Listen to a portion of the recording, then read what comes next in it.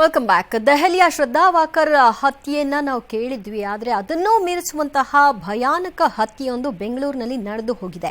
ಈ ಪ್ರಕರಣವೀಗ ಇಡೀ ರಾಜ್ಯವನ್ನೇ ಬೆಚ್ಚಿ ಬೀಳಿಸಿದೆ. ಪಾಪಿಯೊಬ್ಬ ವಯಾಲಿಕಾವಲ್ ಮನೆಯಲ್ಲಿ ಮಹಾಲಕ್ಷ್ಮಿ ಎಂಬ ಮಹಿಳೆಯನ್ನ ಬೀಭತ್ಸವಾಗಿ ಕೊಂದು ಬರೋಬ್ಬರಿ 52 ಪೀಸ್ ಮಾಡಿ ಫ್ರಿಡ್ಜ್ನಲ್ಲಿಟ್ಟು ಪರಾರಿಯಾಗಿದ್ದಾನೆ. ಫ್ರಿಡ್ಜ್ನ ಮೊದಲ ರ್ಯಾಕ್ನಲ್ಲಿ ಮಹಾಲಕ್ಷ್ಮಿಯ ಕಾಲು ಕೈ, ಕೆಳಗಿನ ರ್ಯಾಕ್ನಲ್ಲಿ ತಲೆಬುರುಡೆ ಪತ್ತೆಯಾಗಿದ್ದು ದೃಶ್ಯಗಳು ಘನಘೋರವಾಗಿವೆ. ಫ್ರಿಡ್ಜ್ನಲ್ಲಿ ಶವ ಕತ್ತರಿಸಿ ಇಟ್ರೆ ಸುಲಭದಲ್ಲಿ ನಾನು ಗೊತ್ತಾಗಲ್ಲ. ಶವ ಕೊಳೆಯೋಕೆ ಕನಿಷ್ಠ ಅಂದ್ರೂ 10 ದಿನಗಳಾದರೂ ಬೇಕಾಗುತ್ತೆ. ಇದರಿಂದಾಗಿ ತಪ್ಪಿಸ್ಕೊಳ್ಳೋದಕ್ಕೆ ಟೈಮ್ ಸಿಗುತ್ತೆ ಅನ್ನೋ ಪ್ಲಾನ್ ಹಂತಕನದ್ದ ಅನ್ನೋ ಪ್ರಶ್ನೆ ಪೊಲೀಸರನ್ನ ಕಾಡ್ತಾ ಇದೆ. ಇಂದು ಬೌರಿಂಗ್ ಆಸ್ಪತ್ರೆಯಲ್ಲಿ ಶವದ 50 ತುಂಡುಗಳನ್ನು ಮರಣೋತ್ತರ ಪರೀಕ್ಷೆಗೆ ಒಳಪಡಿಸಿ ನಂತರ ಅವುಗಳನ್ನು ಕುಟುಂಬಸ್ಥರಿಗೆ ಹಸ್ತಾಂತರ ಮಾಡಿದ್ರು. ವಿಲ್ಸನ್ ಗಾರ್ಡನ್ ಚಿತಾಗಾರದಲ್ಲಿ ಅಂತ್ಯಕ್ರಿಯೆ ನಡೆಸಿದ್ರು. ಅಶ್ರಫ್ ಸೇರಿ 4 ಬಗ್ಗೆ ಶಂಕೆ ವ್ಯಕ್ತಪಡಿಸಿ ಮಹಾಲಕ್ಷ್ಮಿಯವರ ಪತಿ ದೂರನ್ನ ಕೊಟ್ಟಿದ್ದಾರೆ. ಮಹಾಲಕ್ಷ್ಮಿಯನ್ನ ಪ್ರತಿದಿನ ಪಿಕಪ್ ಡ್ರಾಪ್ ಮಾಡ್ತಿದ್ದವನೇ ಈ ಭೀಕರ ಕೊಲೆ ಮಾಡಿರಬಹುದು ಅನ್ನೋ ಅನುಮಾನ ಈಗ ಪೊಲೀಸರು ಕಾಡ್ತಾ ಇದ್ದು ಸದ್ಯ ಬಲೆ ಬೀಸಿದ್ದಾರೆ ಆರೋಪಿಗಾಗಿ. ಮೊನ್ನೆ ಗೊತ್ತಾಗಿದೆ, ಅವರು ಓನರ್ ಫೋನ್ ಮಾಡಿರೋದು ನನಗೆ, ಏನೋ ರೂಮಿಂದ ಸ್ಮೆಲ್ ಬರ್ತಾ ಇದೆ ಅಂತ. ಅಕ್ಕಗೆ ಫೋನ್ ಮಾಡಿ ಹೇಳಿದ್ದೀನಿ, ಸ್ವಲ್ಪ ಹೋಗಿ ನೋಡಿರ ಅಂತ. ರೂಮ್ ಓಪನ್ ಮಾಡಿ ನೋಡಿದ್ರೆ ಫ್ರೀಜಲ್ಲಿ ಪೀಸ್ ಅಂತ ನಾವು ಸೆಪ್ರೇಟ್ ಇಡ್ತೀನಿ ಅಂತ ಪೊಲೀಸ್ ಸ್ಟೇಷನಲ್ಲಿ ಕಂಪ್ಲೇಂಟ್ ಮಾಡಿ ಬಂದಿರೋದು. ಅಶ್ರಫ್ ಅಂತ ಒಬ್ರು ಹುಡುಗ ಇದ್ರು, ಅವ್ರ ಮೇಲೆ ನಾವು ನೆಲಮಂಗಲ ಕಂಪ್ಲೇಂಟ್ ಕೊಟ್ಟಿದ್ದೀನಿ ಒಂದ್ಸತಿ. 12 ಗಂಟೆಗೆ ನಾವು ಬಂದು ಬೀಗ ತೆಗೆದಿದ್ದೀನಿ ಸರ್. ಬೀಗ ತೆಗ್ದು ಒಳಗಡೆ ಮಹಾಲಕ್ಷ್ಮಿದು ಹೆಣ ಎಲ್ಲ ಫ್ರಿಜಲ್ಲಿ ತುಂಬಿದ್ದು ಸರ್. ಅವರು ಲಾಸ್ಟ್ ನಮಗೆ ಇದು ರಾಖಿ ಹಬ್ಬ ದಿನ ಲಾಸ್ಟ್ ನೋಡಿದ್ದೆ ಸರ್. ಅವಾಗಂತ ಫೋನ್ ಸ್ವಿಚ್ ಆಫ್ ಬಂದಿದ್ದು. ಏನು ಗೊತ್ತಿಲ್ಲ ಸರ್, ಅವರು ಫ್ರೆಂಡ್ಗಳು ಎಲ್ಲ ಏನೋ ಎಲ್ಲ ಗೊತ್ತಿಲ್ಲ ನಮಗೆ. ನಿನ್ನೆ ಮಧ್ಯಾಹ್ನ ಗೊತ್ತಾಯ್ತು ಯಾರು ಮಾಡಿದ್ದಾರೆ, ಅವ್ರಿಗೆ ಶಿಕ್ಷೆ ಆಗ್ಬೇಕು ಸರ್. ಸಾಯಿಸಿದ್ರೆ ಈ ತರ ಪೀಸ್ ಮಾಡಿ ಯಾವತ್ತೇ ಆ ಹೆಣ್ಮಗನ್ನು ಸಾಯಿಸಬಾರ್ದು ಸರ್. 1 ವರ್ಷ ಆಯ್ತು ಸರ್ ನಿನ್ನೆ ಆ ಪರಿಸ್ಥಿತಿಯಲ್ಲಿ ನೋಡಿದ್ದು. ಮಾತಾಡಕ್ಕೂ ಸಿಗ್ಲಿಲ್ಲ ಕೊನೆಗೂ ನನ್ನ ತಂಗಿ ಹತ್ರ. ನನಗೆ ಯಾರು ಗೊತ್ತಿಲ್ಲ ಸರ್, ಆ ಥರ ನನಗೆ ಏನು ಗೊತ್ತಿಲ್ಲ. ಒಂಟಿ ಮಹಿಳೆಯರ ಮೇಲೆ ಅಟ್ಯಾಕು, ಕೊಲೆ ಕೇಸ್ಗಳನ್ನ ನಾವು ಬೆಂಗಳೂರಿನಲ್ಲಿ ಕೇಳಿದ್ವಿ, ಆದರೆ ಈ ಥರದ್ದು ಒಂದು ಘಟನೆ ಆಗಬಹುದು ಅಂತ ಯಾರು ಎಕ್ಸ್ಪೆಕ್ಟ್ ಮಾಡಿರಲಿಲ್ಲ. ಬಟ್ ಮಹಿಳೆಯರು, ನೀವು ಯಾರನ್ನ ಸ್ನೇಹ ಬೆಳೆಸ್ತೀರಿ, ಯಾರ ಸಂಘ ನಿಮಗೆ ಯಾವ ರೀತಿ ಮುಂದಿನ ದಿನಗಳಲ್ಲಿ ಆಪತ್ತು ತರುತ್ತೋ ಗೊತ್ತಿಲ್ಲ, ಬಟ್ ಅಲರ್ಟ್ ಆಗಿರಿ. ಆದರೆ ಅವ್ರ ಪೋಷಕರು ಸಾಮಾನ್ಯವಾಗಿ ನಾವೆಲ್ಲಾದರೂ ಹೋಗ್ತೀವಿ ಅಂತ ಅಂದರೆ ಒಂದೊಂದು ದಿನಕ್ಕೆ ಮಟ್ಟಿಗೆ ಮನೆ ಕಡೆಯಿಂದ ಎಷ್ಟೋ ಕಾಲ್ಸ್ಗಳು ಬರುತ್ತೆ, ಎಲ್ಲಿದೆಯಾ ಏನು ಅಂತ. ಅದೇ ಈ ಹುಡುಗಿ ಇಷ್ಟು ದಿನ ಕಾಣೆಯಾಗಿದ್ದಾಳೆ, ಆ ಮನೆಯವ್ರಿಗೆ ಗೊತ್ತೇ ಆಗಿಲ್ಲ ಅಂತ ಅಂದರೆ ಬಹಳ ಡೌಟ್ ಆಗುತ್ತಪ್ಪ. ಇನ್ನು ಬೆಂಗಳೂರಿನಲ್ಲಿ ಬಿಬಿಎಂಪಿ ಎಡವಟ್ಟಿಗೆ ಬಾಲಕ ಬಲಿಯಾಗಿದ್ದಾರೆ. ಮಲ್ಲೇಶ್ವರಂನ ಬಿಬಿಎಂಪಿ ಆಟದ ಮೈದಾನದಲ್ಲಿ ಆಟವಾಡಲು ಬಂದಿದ್ದ 10 ವರ್ಷದ ಬಾಲಕನ ಮೇಲೆ ಗೇಟ್ ಬಿದ್ದು ಅನಾಹುತ ಸಂಭವಿಸಿದೆ. ಸಂಜೆ 4 ಗಂಟೆ ಹೊತ್ತಿನಲ್ಲಿ ಮೈದಾನದ ಗೇಟ್ ಓಪನ್ ಆಗ್ತಿದ್ದ ಹಾಗೆ ಒಳಗೆ ಎಂಟ್ರಿ ಕೊಡ್ತಿದ್ದ ಬಾಲಕ ನಿರಂಜನ್ ತಲೆ ಮೇಲೆ ಅದು ಬಿದ್ದುಬಿಟ್ಟಿದೆ. ತಲೆಗೆ ಪೆಟ್ಟಾಗಿ ತೀವ್ರವಾಗಿ ಗಾಯಗೊಂಡಿದ್ದ ಬಾಲಕನನ್ನ ತಕ್ಷಣವೇ ಸ್ಥಳೀಯರು ಕೆಸಿ ಜನರಲ್ ಆಸ್ಪತ್ರೆಗೆ ಸಾಗಿಸಿದ್ರು. ಆದರೆ ಚಿಕಿತ್ಸೆ ಫಲಿಸದೆ ಬಾಲಕ ಸಾವನ್ನಪ್ಪಿದ್ದಾನೆ. ಮಲ್ಲೇಶ್ವರಂನ ಪೈಪ್ಲೈನ್ನಲ್ಲಿ ವಾಸವಿದ್ದ ಆಟೋ ಚಾಲಕ ವಿಜಯ್ ಕುಮಾರ್ ಪುತ್ರ ನಿರಂಜನ್ ಬಿಬಿಎಂಪಿ ಶಾಲೆಯಲ್ಲಿ 5ನೇ ತರಗತಿ ಓದ್ತಾ ಇದ್ದ. ಭಾನುವಾರ ಆಗಿದ್ದರಿಂದ ರಜಾ ಇತ್ತು, ಆಟ ಆಡ್ಕೊಂಡು ಬರೋಣ ಅಂತ ಬಿಬಿಎಂಪಿ ಮೈದಾನಕ್ಕೆ ಹೋಗಿದ್ದಾನೆ. ಆದರೆ ಸರಿಯಾದ ನಿರ್ವಹಣೆ ಇಲ್ಲದೆ ತುಕ್ಕು ಹಿಡಿದಿದ್ದ ಗೇಟ್ ಬಿದ್ದು ಇದೀಗ ಆತ ಇಲ್ಲವಾಗಿದ್ದಾನೆ. ಬಿಬಿಎಂಪಿ ನಿರ್ಲಕ್ಷ್ಯಕ್ಕೆ ಬಾಲಕ ನಿರಂಜನ್ ಮೃತಪಟ್ಟಿದ್ದಾನೆ ಅಂತ ಸ್ಥಳೀಯರು ಆಕ್ರೋಶವನ್ನು ಹೊರಹಾಕಿದ್ದಾರೆ. ಸ್ಥಳಕ್ಕೆ ಸಚಿವ ದಿನೇಶ್ ಗುಂಡೂರಾವ್ ಭೇಟಿ ಕೊಟ್ಟರು, ಪರಿಶೀಲನೆ ನಡೆಸಿದ್ರು. ಮೃತ ಬಾಲಕನ ಪೋಷಕರಿಗೆ ಸಾಂತ್ವನ ಹೇಳಿ ಪರಿಹಾರದ ಭರವಸೆ ಕೊಟ್ಟರು. ಏನಾದರೂ ಲೋಪ ಆಗಿದ್ರೆ ಖಂಡಿತ ಗಂಭೀರವಾಗಿ ಪರಿಗಣಿಸ್ತೀವಿ ಅಂತ ಕೂಡ ಹೇಳಿದರು. ನಮ್ಮ ಮನೆ ಹತ್ರ ಬಂದ, ಅವನು ಬಂದು ಬಾರ ಹೋಗೋಣ ರೌಂಡಿಗೆ ಕರ್ಕೊಂಡು ಬಂದ. ಅವ್ನಿಗೆ ಇಳಿದ್ಬಿಟ್ಟು ಗೇಟ್ ಓಪನ್ ಮಾಡ್ದ. ಓಪನ್ ಮಾಡಿ ಅದು ಇದು ಬಿದ್ದೋಯ್ತು. ಸೈಕಲ್ ಬಿದ್ದೋಗ್ಬಿಟ್ರೆ ಎಲ್ಲಾರು ಬಂದ್ರು ಎತ್ಬಿಟ್ಟು ಅಳ್ತಾ ಇದೆ.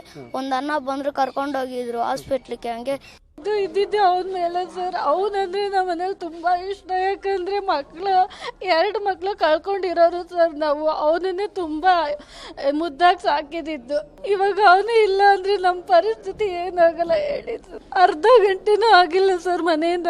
ಒಂದು ಘಟನೆ ಇವತ್ತು ನಡೆದಿರೋದು ನಮ್ಗೆಲ್ರಿಗೂ ಬಹಳ ನೋವು, ದುಃಖ.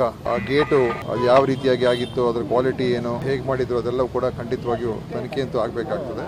ಗೌರ್ಮೆಂಟ್ ಅಲ್ಲಿ ಬಿಬಿಎಂಪಿ ಇದೆ, ಸರ್ಕಾರ ಇದೆ, ಅದರಿಂದ ಪರಿಹಾರ ಕೊಡೋದ್ರಲ್ಲಿ ಬಿಬಿಎಂಪಿ ಸರ್ಕಾರದಿಂದ ಕೊಡಿಸ್ತೀವಿ. ಬಿಬಿಎಂಪಿ ಕಮಿಷನ್ ಜೊತೆ ಡೆಪ್ಟಿ ಸಿಎಂ ಜೊತೆ ಮಾತನಾಡಿ ಅದನ್ನು ಯಾವ ರೀತಿ ಮಾಡಿ ಇನ್ನು ಮುಂದೆ ಆದರೂ ಕಾಲಕ್ಕೆ ನಿರ್ವಹಣೆ ಮಾಡಿ ಏನೋ ಪರಿಹಾರ ಕೊಡ್ತೀರಾ, ಕೈ ತೊಳ್ಕೊಳ್ತೀರಿ. ಆ ಕುಟುಂಬದ ಪರಿಸ್ಥಿತಿ ಏನಾಗಬೇಡ.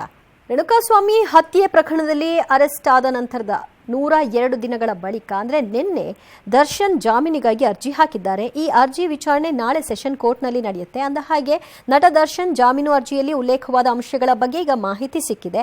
ಅದರ ಪ್ರಕಾರವಾಗಿ ರೇಣುಕಾಸ್ವಾಮಿ ಹತ್ಯೆಯಲ್ಲಿ ನನ್ನ ಯಾವುದೇ ಪಾತ್ರ ಇಲ್ಲ, ರೇಣುಕಾಸ್ವಾಮಿ ಕಿಡ್ನಾಪ್ ಕೇಸ್ನಲ್ಲಿ ನಾನು ಭಾಗಿಯಾಗಿಲ್ಲ, ವಿನಯ್ ಪವನ್ ಸೂಚನೆಯಂತೆ ಕಿಡ್ನಾಪ್ ಮಾಡಲಾಗಿದೆ, ಕಿಡ್ನಾಪರ್ಸ್ಗೆ ನಾನು ಯಾವುದೇ ಸೂಚನೆ ನೀಡಿರಲಿಲ್ಲ ಅಂತ ಜಾಮೀನು ಅರ್ಜಿಯಲ್ಲಿ ನಟ ದರ್ಶನ್ ಉಲ್ಲೇಖಿಸಿದ್ದಾರೆ.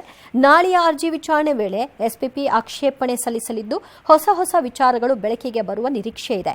ಇದರ ಮಧ್ಯೆ ದರ್ಶನ್ ಜೈಲು ಫೋಟೋ ಪ್ರಕರಣದ ಪ್ರಮುಖ ಆರೋಪಿ ಎನ್ನಲಾದ ರೌಡಿ ಶೀಟರ್ ವಿಲ್ಸನ್ ಗಾರ್ಡನ್ ನಾಗನನ್ನ ಜೈಲಾಧಿಕಾರಿಗಳು ಸದ್ದಿಲ್ಲದೆ ಬೆಂಗಳೂರು ಜೈಲಿಂದ ಬೆಳಗಾವಿ ಜೈಲಿಗೆ ಶಿಫ್ಟ್ ಮಾಡಿದ್ದಾರೆ ಎನ್ನಲಾಗಿದೆ. ರಾಜ್ಯದಲ್ಲಿ ನಡೆದ ಗಣೇಶ ಗಲಾಟೆಗಳು ಹಾಗೂ ನಂತರದ ಕ್ರಮಗಳು ಸರ್ಕಾರದ ವಿರುದ್ಧ ವಿಪಕ್ಷಗಳು ಕೆರಳುವಂತೆ ಮಾಡಿವೆ. ದಾವಣಗೆರೆಯಲ್ಲಿ ನಡೆದ ಗಲಭೆ ಸಂಬಂಧ ಹಿಂದೂ ಮುಖಂಡ ಸತೀಶ್ ಪೂಜಾರಿ ಮೇಲೆ ಪೊಲೀಸರು 302 ಕೇಸ್ ದಾಖಲಿಸಿದ್ದಾರೆ. 302 ಕೇಸ್ ದಾಖಲಿಸಿದ್ದಾರೆ. ಮುಸ್ಲಿಂ ವ್ಯಕ್ತಿಗೆ ಕೇವಲ ನೋಟಿಸ್ ಜಾರಿ ಮಾಡಿ ಕಳಿಸಿದ್ದಾರೆ. ಪೊಲೀಸರ ಈ ನಡೆ ಆಕ್ರೋಶಕ್ಕೆ ಕಾರಣವಾಗ್ತಾ ಇದೆ. ಕಾಂಗ್ರೆಸ್ ತುಷ್ಟೀಕರಣ ನೀತಿಯಿಂದಲೇ ಇಂತಹ ಘಟನೆಗಳು ನಡೀತಾ ಇದೆ ಅಂತ ಕೇಂದ್ರ ಸಚಿವ ಪ್ರಹ್ಲಾದ್ ಜೋಶಿ ಕಿಡಿಕಾರಿದ್ದಾರೆ. ಅತ್ತ ನಾಗಮಂಗಲ ಗಲಭೆ ಕೇಸ್ನಲ್ಲಿ ಬಂಧನ ಭೀತಿಯಿಂದ ಬದ್ರಿಕೊಪ್ಪಲು ತೊರೆದಿದ್ದ ಕಿರಣ್ ನಿನ್ನೆ ಸಾವನ್ನಪ್ಪಿದ್ರು. ಇಂದು ಕೋರ್ಟ್ ಅನುಮತಿ ಪಡೆದು ಜೈಲಿಂದ ಬಂದ ಕಿರಣ್ ತಂದೆ ಮಗನ ಅಂತಿಮ ದರ್ಶನ ಪಡೆದು ಅಂತ್ಯಕ್ರಿಯೆಯಲ್ಲಿ ಪಾಲ್ಗೊಂಡ್ರು. ಜೆಡಿಎಸ್ನ ನಿಖಿಲ್ ಕುಮಾರಸ್ವಾಮಿ ಭೇಟಿ ನೀಡಿ ಅಂತಿಮ ದರ್ಶನ ಪಡೆದರು. ಕುಟುಂಬಸ್ಥರಿಗೆ ಸಾಂತ್ವನ ಹೇಳಿ ಆರ್ಥಿಕ ನೆರವು ನೀಡಿದರು. ಪ್ರಸಕ್ತ ಮುಂಗಾರಿನಲ್ಲಿ 2ನೇ ಬಾರಿ ಭರ್ತಿಯಾದ ತುಂಗಭದ್ರಾ ಜಲಾಶಯಕ್ಕೆ ಸಿಎಂ ಮತ್ತು ಡಿಸಿಎಂ ಇಬ್ಬರು ಕೂಡ ಬಾಗಿನ ಅರ್ಪಿಸಿದ್ದಾರೆ. 19ನೇ ಕ್ರಸ್ಟ್ ಗೇಟ್ ಅಳವಡಿಸಿದ ಡ್ಯಾಂ ತಜ್ಞ ಕನ್ನಯ್ಯ ನಾಯ್ಡು ಮತ್ತು ಅವರ ತಂಡವನ್ನು ಸಿಎಂ ಮತ್ತು ಡಿಸಿಎಂ ಸನ್ಮಾನಿಸಿದರು. ಈ ವೇಳೆ ಮಾತನಾಡಿದ ಸಿಎಂ ಕೇವಲ ಒಂದೇ ವಾರದಲ್ಲಿ ಕ್ರಸ್ಟ್ ಗೇಟ್ ಅಳವಡಿಸಿ ನೀರು ಉಳಿಸಿದ ತಜ್ಞರಿಗೆ ಅಭಿನಂದನೆ ತಿಳಿಸಿದರು. ನಂತರ ಮಾತನಾಡಿ ಡಿಸಿಎಂ ತುಂಗಭದ್ರಾ ಡ್ಯಾಂಗೆ ಆಯುಷ್ಯ ಕಡಿಮೆ, 50 ವರ್ಷ ಮಾತ್ರ ಇರುವುದು ಅಂತ ತಜ್ಞರು ಹೇಳಿದ್ದಾರೆ. ಅವರ ಸಲಹೆಯಂತೆ ಎಲ್ಲಾ ಗೇಟ್ಗಳನ್ನು 1 ವರ್ಷದೊಳಗೆ ಬದಲಾವಣೆ ಮಾಡ್ತೀವಿ ಅಂತ ಘೋಷಿಸಿದರು. ಇದರ ಮಧ್ಯೆ ರಾಜ್ಯದ ವಿವಿಧೆಡೆ ಮಳೆ ಉತ್ತಮವಾಗಿದೆ. ಸಂಡೇ ಮಳೆಗೆ ಬೆಂಗಳೂರಿಗರು ಪರದಾಡಿದ್ದಾರೆ. ಕಲಬುರಗಿಯಲ್ಲಿ ಮತ್ತೆ ಹಳ್ಳ ಕೊಳಗಳು ತುಂಬಿ ಹರಿಯುವ ಮಟ್ಟಿಗೆ ಮಳೆಯಾಗಿದೆ. ಅಮರ್ಜಾ ಹಳ್ಳ ಉಕ್ಕಿ ಹರಿದ ಕಾರಣ ಬೂಸನ್ನೂರು ಸೇತುವೆ ಸಂಪರ್ಕ ಬಂದ್ ಆಗಿದೆ. ಹಾವೇರಿಯಲ್ಲೂ ವರ್ಷಧಾರಿಯಾಗಿದೆ. ಧಾರವಾಡದಲ್ಲಿ ಸಿಡಿಲಿಗೆ ಒಬ್ಬರು ಬಲಿಯಾಗಿದ್ದಾರೆ. Welcome back. ಉತ್ತರ ಪ್ರದೇಶದ ಕಾನ್ಪುರದಲ್ಲಿ ರೈಲು ಸ್ಫೋಟಕ್ಕೆ ಮತ್ತೊಮ್ಮೆ ವಿಫಲ ಸಂಚು ನಡೆದಿದೆ. ಪ್ರೇಮ್ಪುರ್ ರೈಲು ನಿಲ್ದಾಣ ಸಮೀಪ ಹಳಿ ದುಷ್ಕರ್ಮಿಗಳು ಸಿಲಿಂಡರ್ ಇರಿಸಿದ್ರು. ಲೋಕೋ ಪೈಲಟ್ ಇದನ್ನು ಗಮನಿಸಿಕೊಂಡ್ರು. ನಂತರ ಬ್ರೇಕ್ ಹಾಕಿ ಅನಾಹುತ ತಪ್ಪಿಸಿದ್ರು. ಮಧ್ಯಪ್ರದೇಶದ ಬುಲ್ವಾರ್ಪುರದಲ್ಲೂ ಕೂಡ ಇಂಥದ್ದೇ ಘಟನೆ ಸಂಭವಿಸಿತ್ತು. ಇದರ ಮಧ್ಯೆ ಬಿಹಾರದ ಮುಜಾಫರ್ಪುರ ಮತ್ತು ಪುಣೆ ಸ್ಪೆಷಲ್ ರೈಲಿನ ಎಂಜಿನ್ ಹಳಿ ತಪ್ಪಿದೆ. ಅದೃಷ್ಟವಶಾತ್ ಸಾವು ನೋವು ಸಂಭವಿಸಿಲ್ಲ. ಅಮೆರಿಕ ಪ್ರವಾಸದಲ್ಲಿರುವ ಪ್ರಧಾನಿ ಮೋದಿಯವರು ಕ್ಯಾನ್ಸರ್ ಕಾರ್ಯಕ್ರಮವೊಂದರಲ್ಲಿ ಭಾಗಿಯಾದರು. ಇಂಡೋ ಪೆಸಿಫಿಕ್ ದೇಶಗಳಿಗೆ 40 ಮಿಲಿಯನ್ ವ್ಯಾಕ್ಸಿನ್ ಡೋಸ್ ಪೂರೈಕೆ ಮಾಡುವ ಭರವಸೆ ಕೊಟ್ಟರು. ಇನ್ನು ಬೈಡನ್ ಭೇಟಿ ಮಾಡಿದ ಮೋದಿ ಬೆಳ್ಳಿಯಲ್ಲಿ ರೂಪಿಸಿದ ರೈಲಿನ ಪ್ರತಿಕೃತಿಯನ್ನು ಗಿಫ್ಟ್ ಆಗಿ ಕೊಟ್ಟಿದ್ದಾರೆ. ಇದೇ ಹೊತ್ತಿನಲ್ಲಿ ಭಾರತಕ್ಕೆ ಸೇರಿದ 297 ಪುರಾತನ ವಸ್ತುಗಳ ವಾಪಸ್ ಮಾಡುವ ವಿಚಾರವಾಗಿ ಅಮೆರಿಕ ಒಪ್ಪಿಗೆ ಕೊಟ್ಟಿದೆ. ನೆರೆಯ ಶ್ರೀಲಂಕಾ ಅಧ್ಯಕ್ಷ ಯಾರಾಗ್ತಾರೆ ಎಂಬ ಕುತೂಹಲಕ್ಕೆ ತೆರೆ ಬಿದ್ದಿದೆ. ಅನುರಾಗ್ ಕುಮಾರ್ ಅವರನ್ನ ಆಯ್ಕೆ ಮಾಡಿದ್ದಾರೆ. ನಾಳೆ ಶ್ರೀಲಂಕಾದ ನೂತನ ಅಧ್ಯಕ್ಷರಾಗಿ ಪ್ರಮಾಣ ವಚನವನ್ನು ಸ್ವೀಕಾರ ಮಾಡ್ತಾರೆ. ವಿಜೇತರನ್ನ ನಿರ್ಣಯಿಸಲು ಶ್ರೀಲಂಕಾ ಇತಿಹಾಸದಲ್ಲೇ ಮೊದಲ ಬಾರಿಗೆ ದ್ವಿತೀಯ ಪ್ರಾಶಸ್ತ್ಯದ ಮತಗಳನ್ನು ಎಣಿಕೆ ಮಾಡಲಾಯಿತು. ಚೆನ್ನೈನಲ್ಲಿ ನಡೆದಂತಹ ಮೊದಲ ಟೆಸ್ಟ್ ಪಂದ್ಯದಲ್ಲಿ ಬಾಂಗ್ಲಾ ವಿರುದ್ಧ ಭಾರತ ಭರ್ಜರಿ ಗೆಲುವನ್ನು ದಾಖಲು ಮಾಡಿದೆ. 515 ರನ್ಗಳ ಗುರಿ ಬೆನ್ನತ್ತಿದ ಬಾಂಗ್ಲಾ 4ನೇ ದಿನದ ಮೊದಲ ಸೆಷನ್ಸ್ನಲ್ಲಿಯೇ ಉಳಿದ 6 ವಿಕೆಟ್ ಕಳೆದುಕೊಂಡು 234 ರನ್ಗಳಿಗೆ ಆಲ್ ಔಟ್ ಆಯಿತು. ಭಾರತ 280 ರನ್ಗಳ ಅಂತರದ ಜಯ ಸಾಧಿಸಿತು.